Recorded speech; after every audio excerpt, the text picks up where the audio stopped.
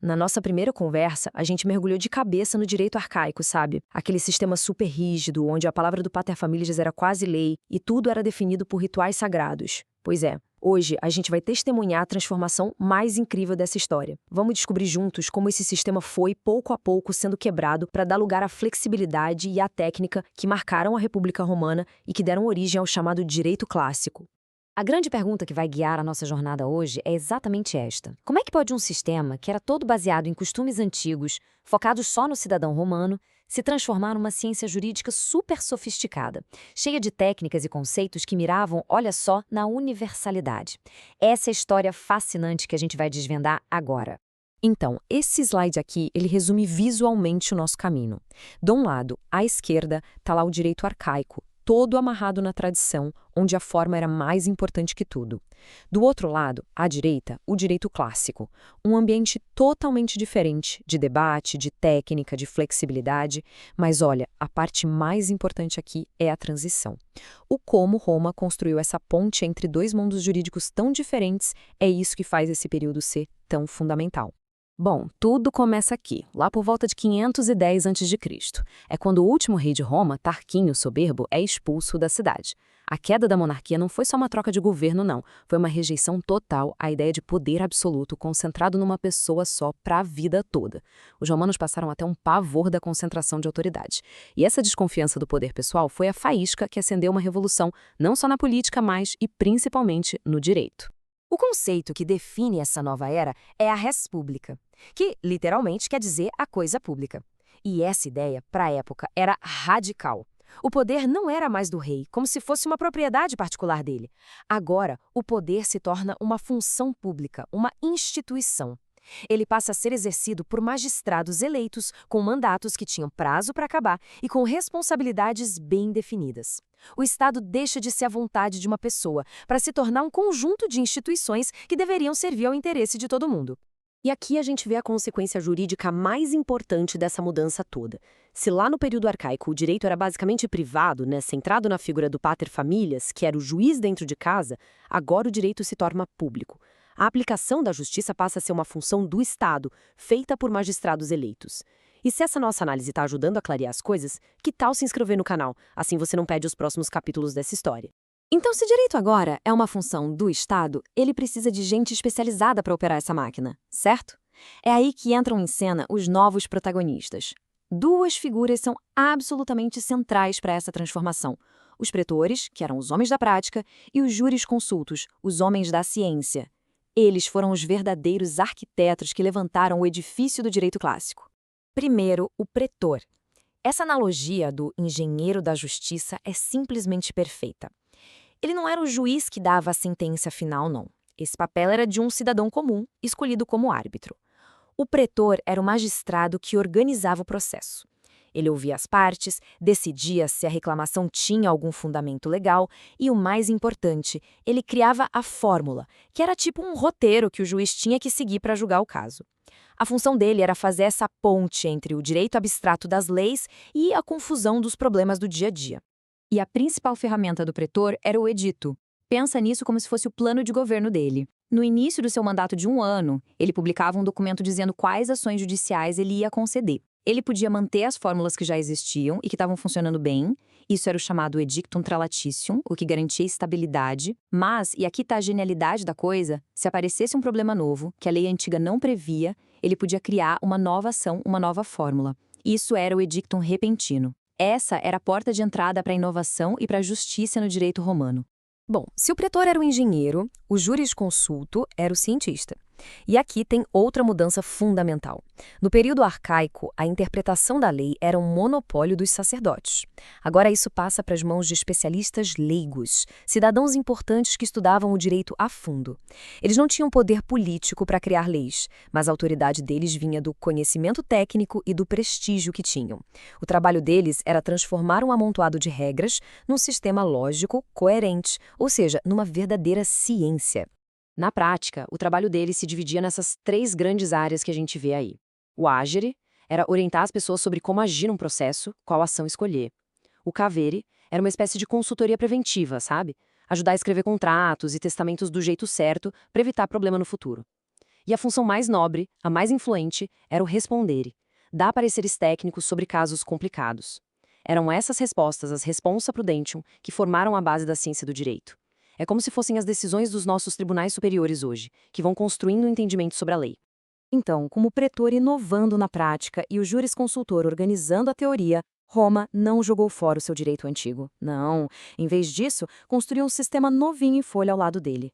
O resultado foi algo único na história, um sistema jurídico duplo, onde a tradição e a inovação andavam lado a lado.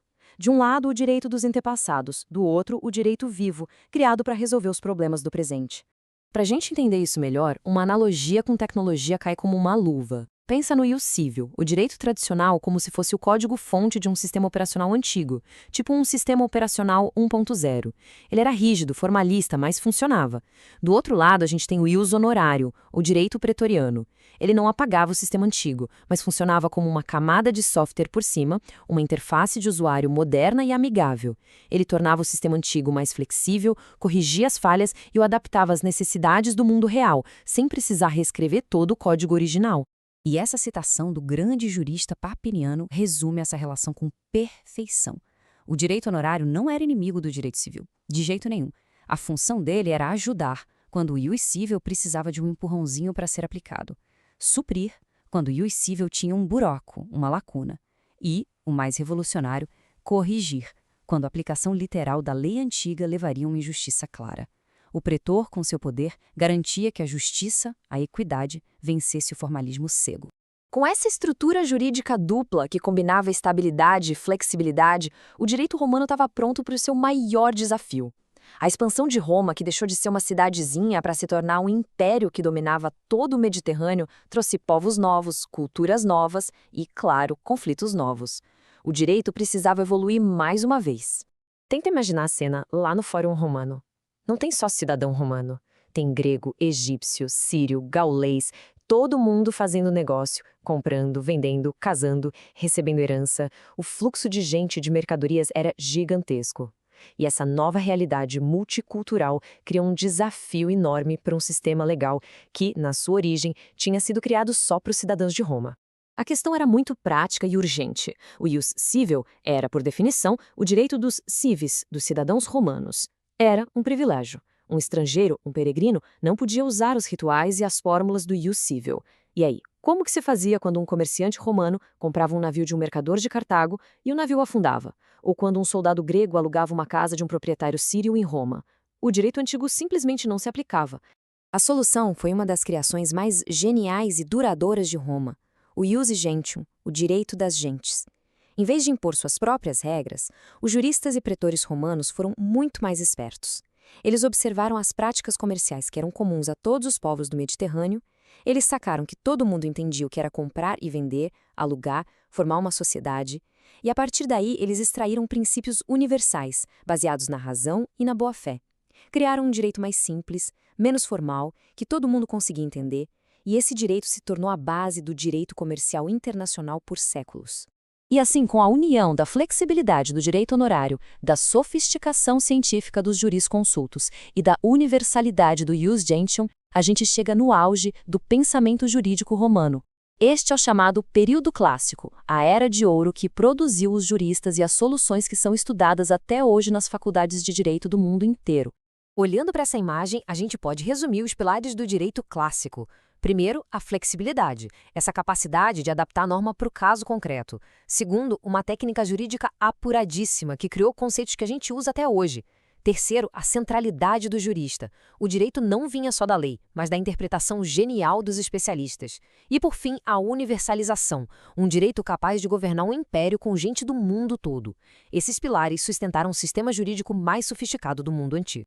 Mas como toda a era de ouro, o período clássico também teve seu fim. A mesma expansão que exigia um direito tão sofisticado também gerou crises políticas que a República não aguentou. Vamos agora resumir os pontos essenciais que a gente viu e preparar o terreno para a próxima fase, o Império. O grande paradoxo de Roma é que o sucesso da República levou à sua queda. As instituições que foram pensadas para uma cidade pequena se mostraram incapazes de administrar um império gigantesco que vivia em guerra civil. A solução que eles encontraram foi centralizar o poder na figura do imperador.